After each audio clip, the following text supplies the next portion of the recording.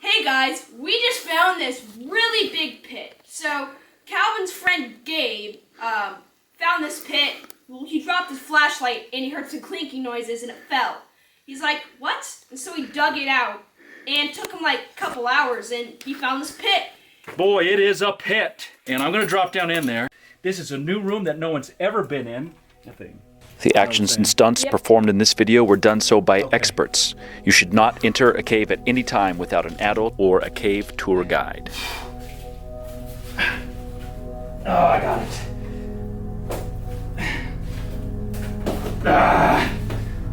From the camera. Yes, I can.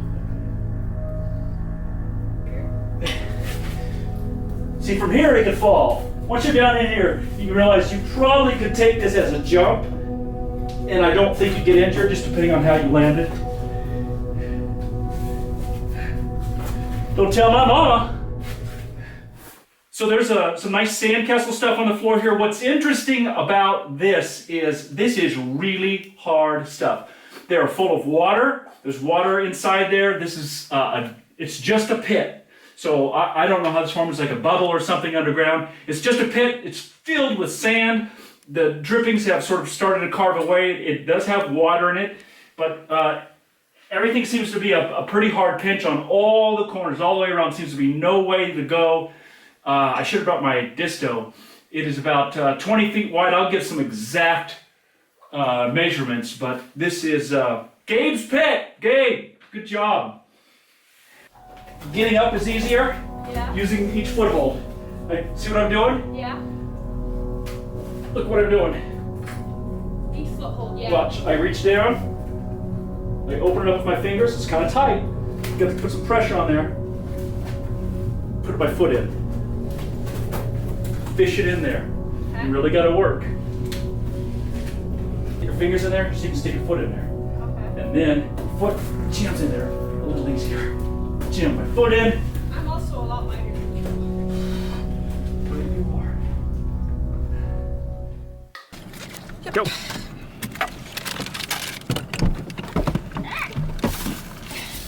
This was the same day. Jacob and I had planned on going and looking in the other cave to see if there was that new pit, when in fact there was, and then we were going into Three Sinks Cave. Thank you kindly, sir. There was a natural dam in one of the caves that didn't allow anybody to pass through because it was full of water, and somebody was able to pass through at some point, braving the cold underwater tunnel, which is crazy and super brave. And then they artificially replaced the dam. They replaced the dam with a bit of an artificial dam, one that could be controlled so that when caving groups want to go through the cave, they can release the water and get back through. But over the years, the man-made sump has broken down. I said, well, I'm happy to go in and fix it. That seems like a fun project. And that is what I'm doing today. So I'm ducking under here. I'm going to go through and repair the dam with the water release. Let's try. At least I'll be dry today, or not as wet as usual. So the bag. And this is 20 pounds of concrete in my hand,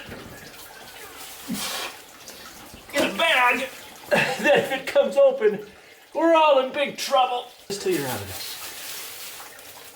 Oh, 20 pounds. And this is Dad coming through the sump. He helped me quite a bit with the sump repair, as well as the exploration of the back of the cave, so I wanted to include this portion of him. You can stay dry, suffering.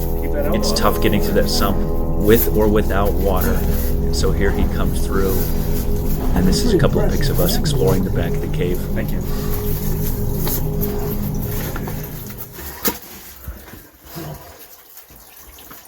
So I'm going to work on it for a little bit, and then I'll show you what I've done. Pipe was destroyed. I mean, just there's nothing left of it. So I pulled the rocks out, and then put a new pipe in and concreted that in. Okay, front side sump repair. Yeah, this cord will pull it open like that, and I'm just going to leave it open, run the cord out, and leave that as it is for now. I finished the sump. so people can get through here without having to swim through there, which I have done. Time was all we needed. This was a river just like a month ago.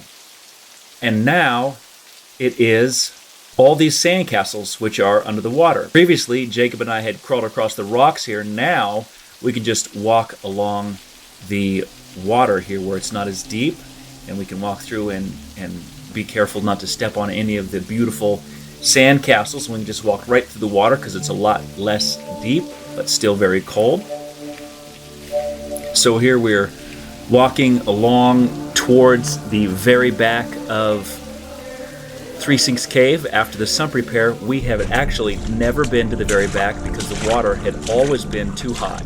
You can see Jacob sloshing through the cold water there, where we can just walk through with normal shoes. And you can observe all the beautiful sandcastles and sand formations and oddities that are everywhere, that have formed for thousands of years and are gated by the sump and then also by the cold water.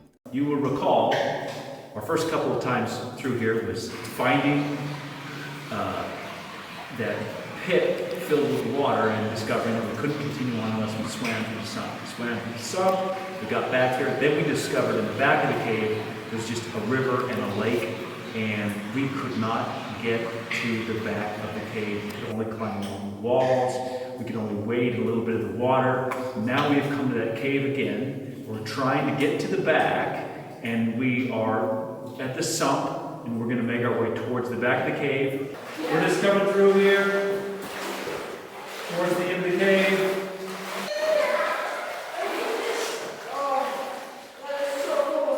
What's cool though, so Jacob and I are in the very back of the cave, and we just wanted you to see, this is the ultimate sump, which means this fills with water most of the time. What this is the cave diving. The whole cave dives, it moves in a downward, and the level of the mud stays the same. So if we were to dig down here, there is more cave, who knows how long. We are standing in the hole it drained, so if we slipped, you can see the lava fingers dripping down from the ceiling everywhere. And the whole back of this cave is full of lava fingers. It fortunately has drained, so the floor is dry. Actually, it's not dry, what is it? Mud. It is Mud City, USA, and Jacob's been slipping and sliding because he's not as sure-footed as, for example, normal people are. But we're gonna keep taking a look at this. So the cave sickles, or the cool little cave lava and mud drippings, form from the ceiling when it's still hot. The ceiling melts and drip shapes and cools as the lava leaves. It then fills up with sand over a long time, rocks being eroded. However, water does find a way to drain. That's why it's drained. It drains yearly.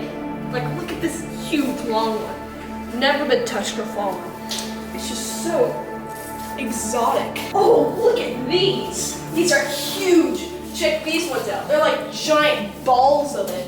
Like, they're just like pouring over each other, pushing and pulling their way out. Or like this. This long one leads up to another ball. These are lava caves, lava drippings, and some of them stick out about the exact length of a human finger. Some of them are a foot long or more. This one's half a foot, and they are lava which has dripped, and then sand oozes out of the ceiling and just coats them, so they're muddy, drippy lava, hard rock covered with mud and silt and water. These are about like this. And they're rock hard, and then they get mud all over them. If you're afraid of the dark, or you're afraid of weird lava formations, then you might get creeped out in here. You'd be surprised how creepy a cave can be. And here you can see my shadow and the reflection, which is really cool. You can see the ceiling even better in the water. There's a little bit of water standing back here, and I just thought the reflection there was a really neat thing to look at, all the stalagmites and stalactites.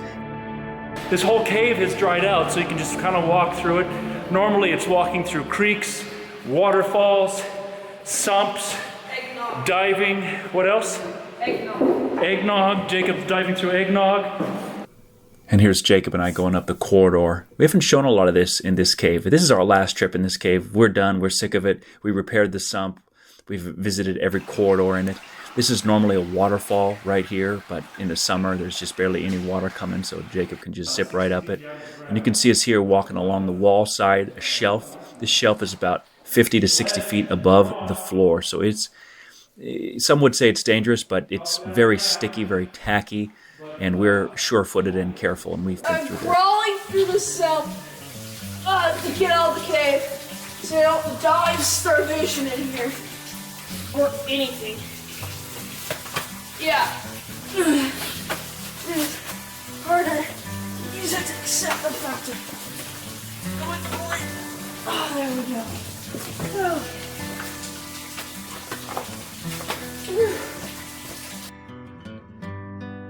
When Jacob tries to take a drink of water on a 4x road.